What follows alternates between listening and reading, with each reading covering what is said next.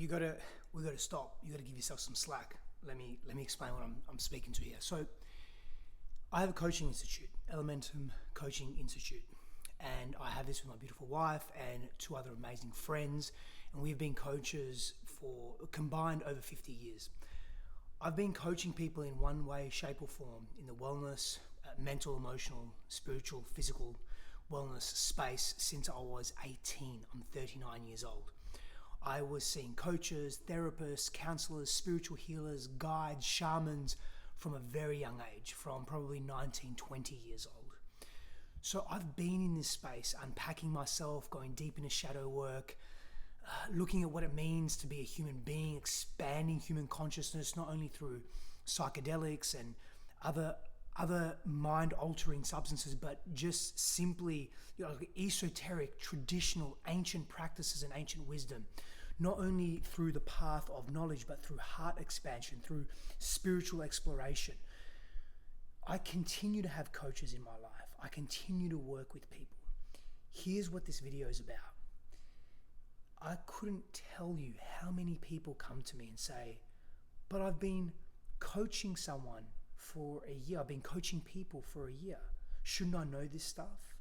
Why am I still repeating the same patterns? Why am I still in pain? And the ego then pushes the opportunity to heal or go a layer or layers deeper, because the ego says, well, we should know. We should have a better idea of this. We're coaches in the world now. We can't be seen to not know everything. So we push the pain away further. And you've got coaches and therapists that are so fucking wounded and so hurt because they can't face their own stuff because it's either too much, and I get that. I've been there. I'm still there sometimes. Or they're not willing to own it and admit that there's more work to do, which is a human thing. You're human. It's okay. And that affects the client. That affects the way they coach and show up. I have other people saying, but I've been in therapy for 2 years or 1 year or 3 years or 5 years. But you're 40 years old or 30 years old or 50 years old. You're undoing and unraveling years of potential trauma.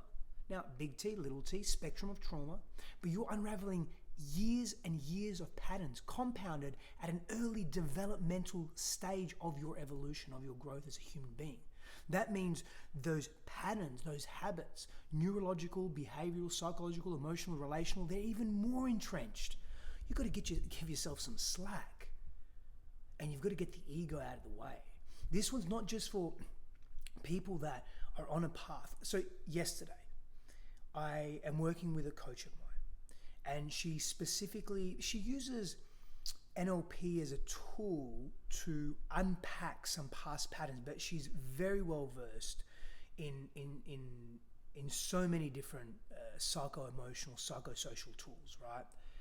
And we're talking, and I said to her, I can't see the forest through the trees. Like, I consider myself to be really adept and proficient at my craft and my skill and my service.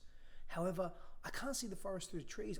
I can be aware of my patterns, but I can't touch them in the very visceral way that I need to. I need a guide. That's why I'm here with you in this instance. We're working on something really specific.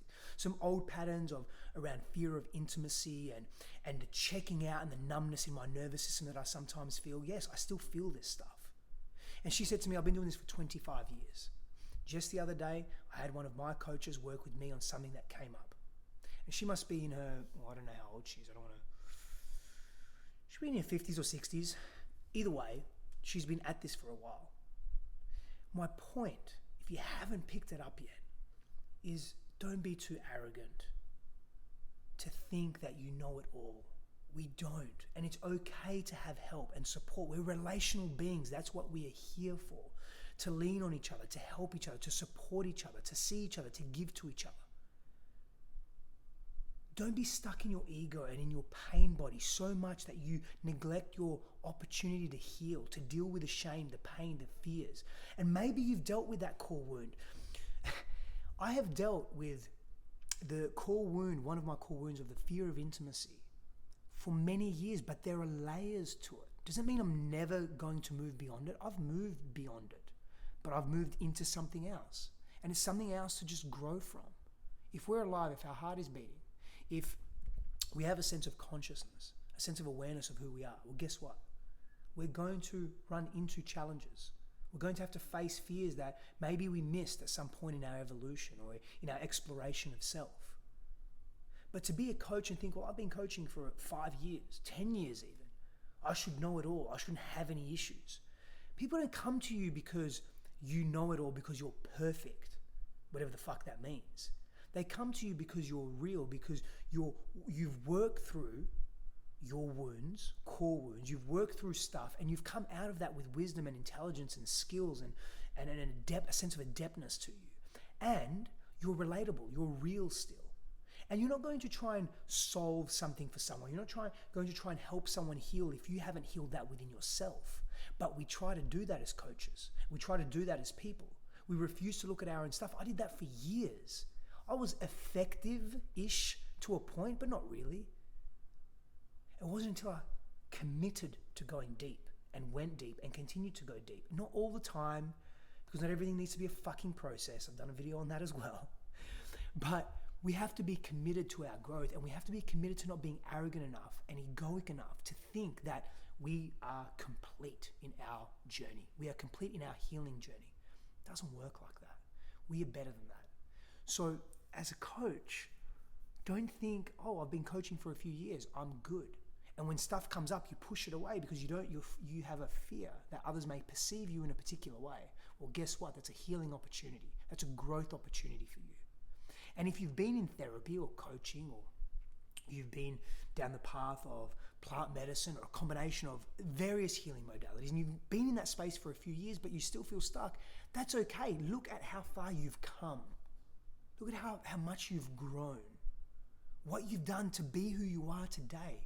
What you've moved through, the challenges, the depth of pain that you've overcome, moved through, faced. Give yourself some credit. Give yourself some slack. Don't be egoic and arrogant enough to think that you know it all, you've got it all. You've got something, that's for sure. We've all got something. So keep meeting yourself there and keep being open to the possibility of shift and change and growth. That's my rant for today.